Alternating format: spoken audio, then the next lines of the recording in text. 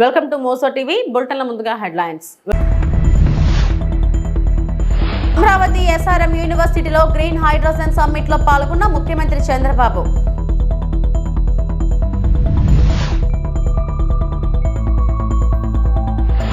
ఓటేసిన పాపానికి కాంగ్రెస్ కాటేస్తుందని బాధపడుతుందన్న Congress working president KTR.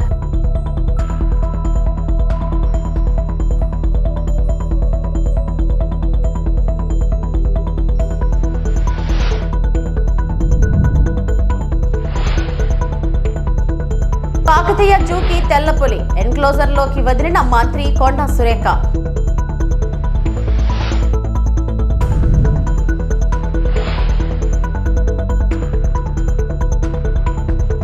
Global warming నేపథ్యంలో గ్రీన్ హైడ్రోజన్ కు ప్రాధాన్యం పెరిగిందని, విద్యుత్ తయారీ సంస్థలు దీనిపై పరిశోధనలు చేయాలని ముఖ్యమంత్రి చంద్రబాబు అన్నారు. అమరావతిలోని ఎస్ఆర్ఎం యూనివర్సిటీలో ఏర్పాటు చేసిన గ్రీన్ హైడ్రోజన్ సమ్మిట్ లో సీఎం పాల్గొని ఎనర్జీ కంపెనీల ఎండీ, సీఈఓలతో ప్రత్యేకంగా సమావేశమయ్యారు. ఈ సందర్భంగా చంద్రబాబు మాట్లాడుతూ, మీ ఆలోచనలు వినడానికి, ఆవిష్కరణలో తెలుసుకోవడానికే ఇక్కడకు వచ్చాను. విద్యుత్ సంస్కరణలు మొదట ప్రారంభించింది నేనే. సంస్కరణలు అమలు చేసిన కారణంగా అప్పట్లో అధికారం కోల్పోయాం. తక్కువ ఖర్చుతో హరిత విద్యుత్ తయారీ, స్టోరేజీపై దృష్టి సారించాలి. ఏపీ ఇలాంటి పరిశోధనలు, ఆవిష్కరణలకు కేంద్ర బిందువు కావాలి. కేంద్రం కూడా గ్రీన్ హైడ్రోజన్ కు అత్యధిక ప్రాధాన్యత ఇస్తుంది. 5 గిగావాట్ల హరిత విద్యుత్ తయారు చేయాలని ప్రధాని మోడీ లక్ష్యంగా నిర్దేశించారు. నీతి ఆయోగ్ కూడా దీనిపై దృష్టి సారించింది. భవిష్యత్తులో ఆంధ్రప్రదేశ్ హైడ్రోజన్ వ్యాలీగా మారనుందని సీఎం అన్నారు. ఈ సమావేశంలో నీతి ఆయోగ్ సభ్యుడు సార్వసత్ కూడా పాల్గొన్నారు. Today, I really appreciate SRM historical meeting in Amaravati. Why I am saying historical meeting? Recently, originally if you see, Hyderabad I started high-tech city focusing IT. Recently in Amaravati, we started Quantum Valley focusing artificial intelligence. Now today, I am very happy. We are focusing Hydrogen Valley starting from here. One is Quantum Valley, quantum computing, technology with deep tech, everything. How to protect environment. There you need green energy and also downstream industries, total ecosystem. You can imagine if you can protect nature and you can use technology in a big way, sky is the limit for development. Or otherwise we will have all problems. That is where 2 valleys are coming here. One is Quantum Valley for computing and also technology. One is Green Hydrogen Valley from here to protect nature for sustainability. That is very, very important. Here I am asking SRM. They have done good work. This is only the beginning. I am requesting SRM to take lead to bring industry, green hydrogen players who are all in the field, and also research organizations and all users. How to take to logical conclusion. Today, it is a matter of cost. If you scale up, and at the same time, if you can go for innovations, you are all here. Our youngsters are also here. Continuously, you will think you will get so many solutions. How to get best solution for reducing the cost, thereby affordability. That is only a game changer. For this, hydrogen storage, transportation, and so many things, we can work it out. There I am saying today, after today, tomorrow, all discussions will conclude. We will declare Amaravati Green Hydrogen Declaration 2025. Same day next year we will meet again to review what we have done, what is the progress. Bring knowledge available globally, bring all experts and players available globally, and also we will improve further with value addition. If you can provide all solutions, I am here to give proof of concept. Some chief ministers may not understand, but our Prime Minister is very clear. He had a clarity in technology and also vision. That is where I am saying always, right time, right place, right person. That is Narendra Modi ji as on today. KCR హయాంలో తెలంగాణ అన్ని రంగాల్లో అభివృద్ధి చెందిందని BRS working president KTR అన్నారు. అబద్ధపు హామీలు ఇచ్చి Congress party అధికారంలోకి వచ్చిందని విమర్శించారు. రైతులకు బోగస్ మాటలు చెప్పి మోసం చేశారన్నారు. 2 లక్షల ఉద్యోగాలు ఇస్తామని చెప్పి యువతను మోసం చేశారన్నారు. 4,000 పెన్షన్ ఇస్తామని చెప్పి వయోవృద్ధులను బీసీలకు 42% రిజర్వేషన్ల పేరుతో మోసం చేశారని మండిపడ్డారు. ఖమ్మం పర్యటనలో భాగంగా మాజీ మంత్రి పువ్వాడ అజయ్ నివాసంలో బీఆర్ఎస్ ముఖ్య కార్యకర్తల సమావేశానికి కేటీఆర్ హాజరయ్యారు. ఈ సందర్భంగా ఓటేసిన పాపానికి కాంగ్రెస్ కాటేస్తుందని ప్రజలు బాధపడుతున్నారన్నారు. 100 రోజుల్లో 6 గ్యారంటీలు అమలు చేస్తామని చెప్పి మోసం చేశారని మండిపడ్డారు. ఒకటి మాత్రం ఒప్పుకోవాలి, రేవంత్ రెడ్డి గారి వల్ల బాగా లాభపడింది ఎవరయ్యా అంటే చిల్లర గాసిప్ వెబ్సైట్లు, యూట్యూబ్ ఛానళ్ళు, వాటికి పెట్టే దిక్కుమాలిన తంబునేళ్లు నడుపుకునే కొంతమందికి మాత్రం రేవంత్ రెడ్డి వల్ల కడుపు నిండా మరి బ్రహ్మాండంగా ఆదాయం వస్తున్నమాట మాత్రం వాస్తవం. 3rd రేట్ యూట్యూబ్ ఛానళ్ళకి, మీడియా ముసుగులో దరిద్రాన్ని వండే దగుల్బాజీలకు ఆదాయం పెరగొచ్చు, కానీ రాష్ట్ర ప్రజలకు మాత్రం దమ్మిడి ఆదాయం కూడా దమ్మిడి లాభం కూడా నీ వల్ల లేదు అనేది వాస్తవం. రోత వార్తలు, రోత డైలాగులతో ఇవాళ ఇష్టం వచ్చినట్టు మాట్లాడి చిట్ చాట్ల పేరిట నువ్వు చీటింగ్ ఏదైతే చేస్తున్నావో ఈ రాష్ట్ర ప్రజల్ని జనం చీకొట్టే పరిస్థితి తెచ్చుకుంటా ఉన్నావు. టన్నుల కొద్ది కేసులు పెట్టాడు. 20 నెలల్లో టన్నుల కొద్ది కేసులు. గుండు పిన్నంత ఆధారం అన్న దొరికిందా? ఉంటే కదా దొరికేదానికి, తప్పు చేస్తే కదా భయపడేదానికి.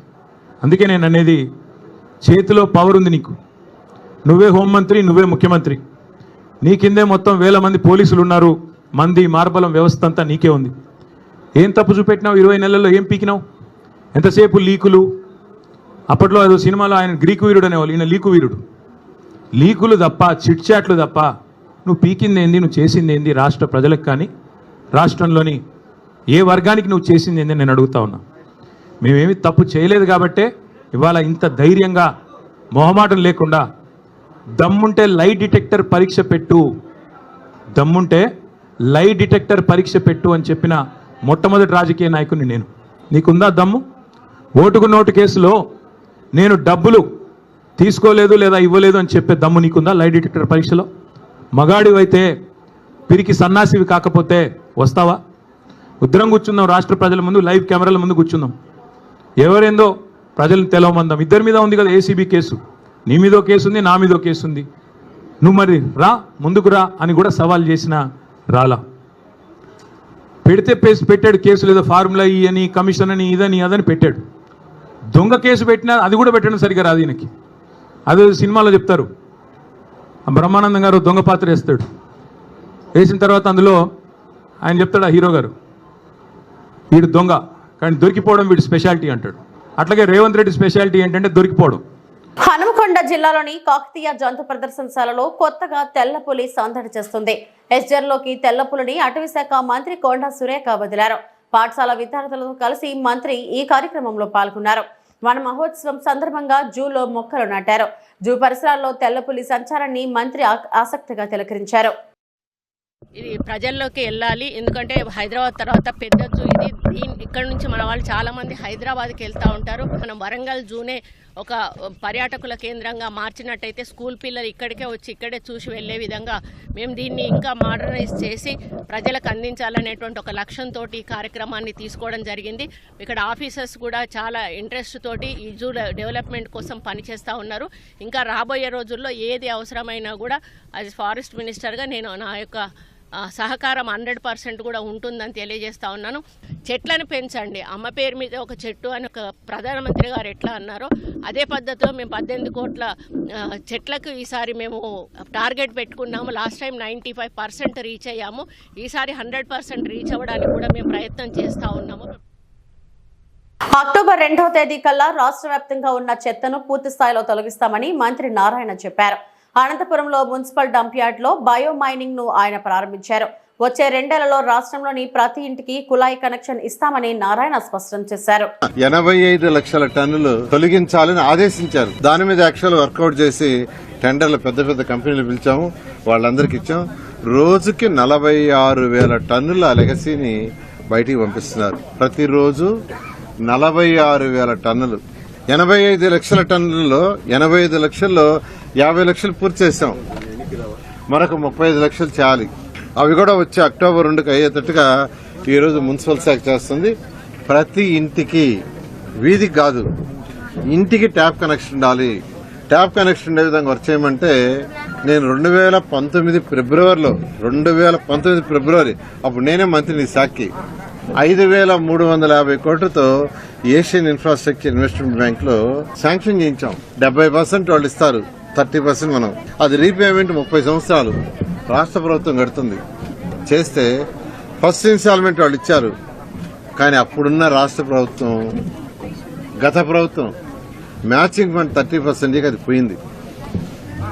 మళ్ళా ఈ ప్రభుత్వం వచ్చిన తర్వాత ముఖ్యమంత్రి గారు దాన్ని మళ్ళా కేంద్రంతో మాట్లాడి ఎన్డీఏ ప్రభుత్వంతో, ఎన్డీఏలో ఉన్నాం కాబట్టి దాన్ని మళ్ళా రివైజ్ చేయించారు. దాని టెండర్ కూడా ఈ నెలాఖరాకు వస్తుంది. అదేవిధంగా అమృత స్కీమ్ 8,500 కోట్లతో కేంద్ర ప్రభుత్వం ఇచ్చిన ప్రాజెక్ట్ 2020లో. అది ఎందుకు ఇచ్చిందంటే ప్రతి ఇంటికి ట్యాప్ కనెక్షన్ ఉండాలని. దానికి ఫస్ట్ ఇన్స్టాల్మెంట్ వాళ్ళు ఇచ్చారు. గత ప్రభుత్వం మ్యాచింగ్ ఫండ్ ఇక అది కూడా ఆగిపోయింది. దాన్ని కూడా రివైజ్ చేసి టెండర్లు పిలిచాం. ఈ నెల 28వ తేదీ టెండర్ రీఓపెన్ చేస్తున్నాం. రీఓపెన్ చేయగానే వెంటనే ఆ 8,500 కోట్లకు సంబంధించిన ప్రాజెక్ట్ ని టేకాఫ్ చేసి రాబోయే 2 సంవత్సరాల్లో ప్రతి ఇంటికి ట్యాప్ కనెక్షన్ వస్తుంది.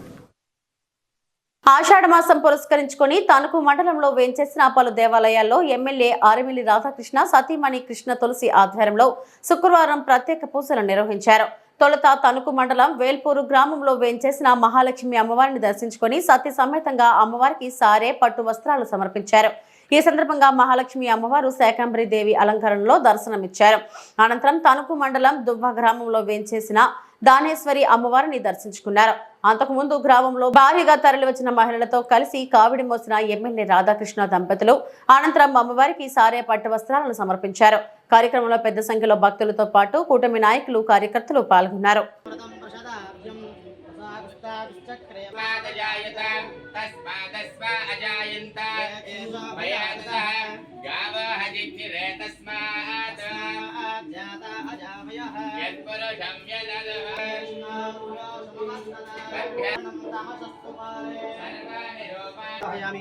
ప్రజానారోహయామి, వృషభానారోహయామి, సింహానారోహయామి, సమస్త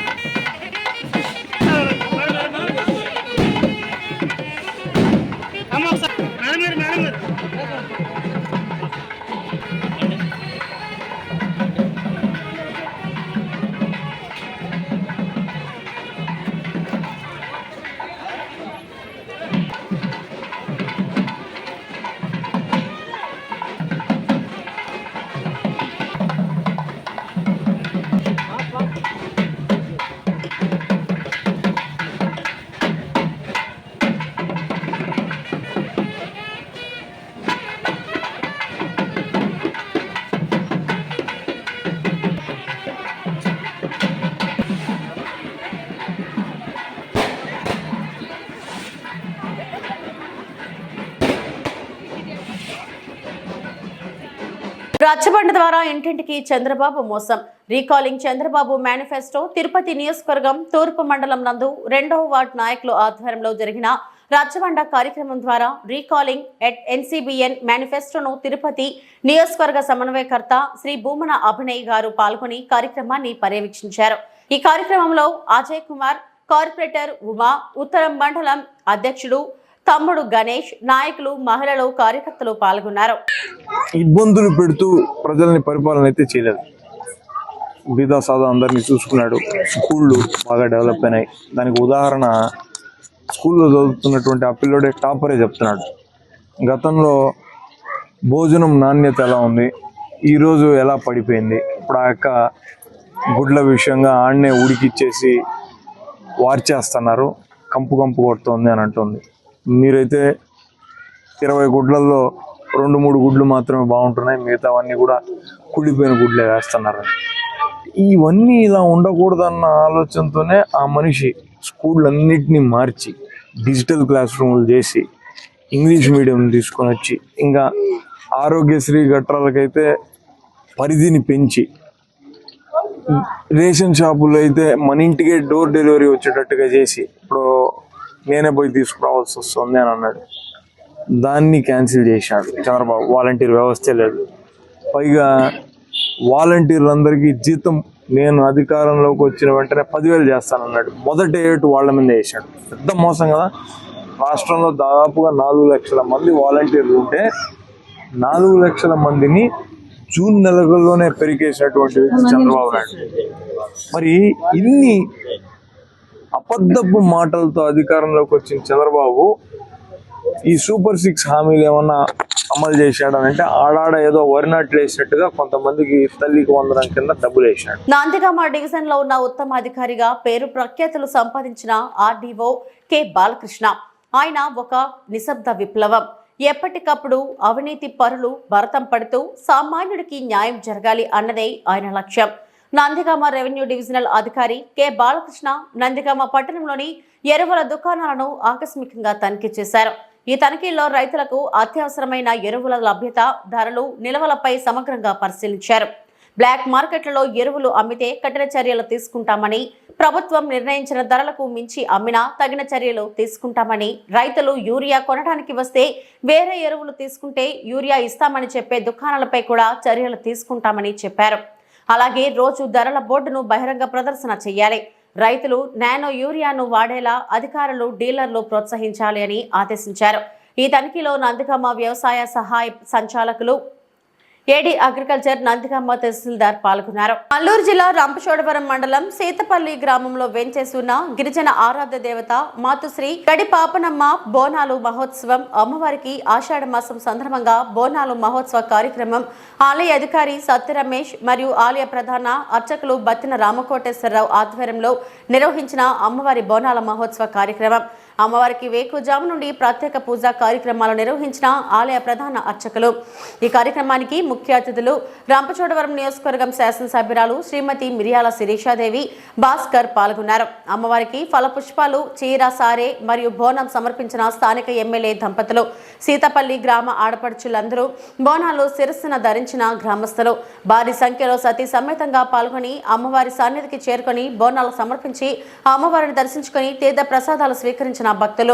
ఆలయానికి వచ్చిన భక్తులకు ఎటువంటి ఇబ్బందులు కలుగనీయకుండా తగు జాగ్రత్తలు తీసుకున్న ఆలయ అధికారులు మరియు సిబ్బంది. మంగపేట మండల కార్యాలయంలో 60 నకిలీ ట్రైబల్ సర్టిఫికెట్లు దొరకబట్టిన ఆదివాసీ ప్రజా సంఘాల జేఏసీ.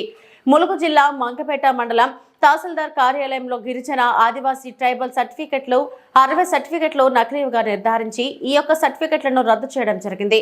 ఈ కార్యక్రమంలో ఏజేఏసీ అధ్యక్ష కార్యదర్శులు పోలేబోయిన ఆదినారాయణ, తాటి నాగరాజు దొర, కమిటీ సలహాదారులు తోలెం నరసింహారావు దొర, నల్లబోయిన లక్ష్మణ్ దొర, మారబోయిన గోవర్ధన్ దొర, పాయం వెంకన్న దొర, అన్నెబోయిన సమ్మయ్య దొర, తోలెం సుధాకర్ దొర, ఆకా తిరుమల నాయక్, చీమల నాగభూషణం దొర, గుండం పాపయ్య దొర, వట్టం శ్రీధర్ దొర తదితరులు పాల్గొన్నారు.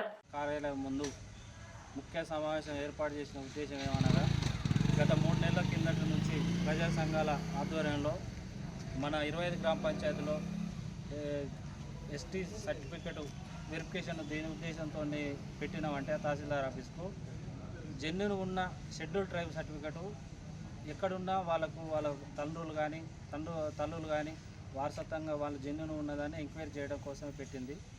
దీని ఉద్దేశం, ముఖ్య ఉద్దేశం ఏంటంటే వలస వచ్చిన కొత్త కోయలు కానీ ట్రైబల్ అమ్మాయి గిరిజనేతలు చేసుకొని మళ్ళీ ట్రైబల్ సర్టిఫికెట్ కావాలని చాలా దరఖాస్తులు వచ్చినాయి. అవి కూడా మా సంఘాల, అన్ని సంఘాల దెబ్బ 1, దెబ్బ 2, దెబ్బ 3, మనసీమ, ఆదివాసీ అయిన ఈ 5 సంఘాల ద్వారా ఉమ్మడిగా జేఏసీ ఏర్పాటు చేసుకొని అందరి సమన్వయంతో ఈ సర్టిఫికేట్ వెరిఫికేషన్ చేయడం జరిగింది.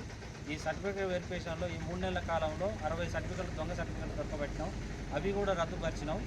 ఇక్కడ ముఖ్య ఉద్దేశం ఈ సర్టిఫికేట్ వెరిఫికేషన్ ఏంటంటే మా రాబోయే భవిష్యత్తులో మా యొక్క షెడ్యూల్ ట్రైబ్స్ కులాలు అనేవి అభివృద్ధి ముందుకు పోవాలనే ఉద్దేశం తప్ప ఇలా వేరే ఎలిగేషన్లు వచ్చినా కూడా అవన్నీ తప్పుడు ప్రచారాలు. దానిపై ఈరోజు అత్యవసర సమావేశం ఏర్పాటు చేసుకున్నాయి. కానీ ఆదివాసీ జేఏసీ నుండి పూర్తిగా వ్యతిరేకిస్తూ ఈ సర్టిఫికేట్ వెరిఫికేషన్ అన్ని సంఘాల ఆధ్వర్యంలో ఇక నుంచి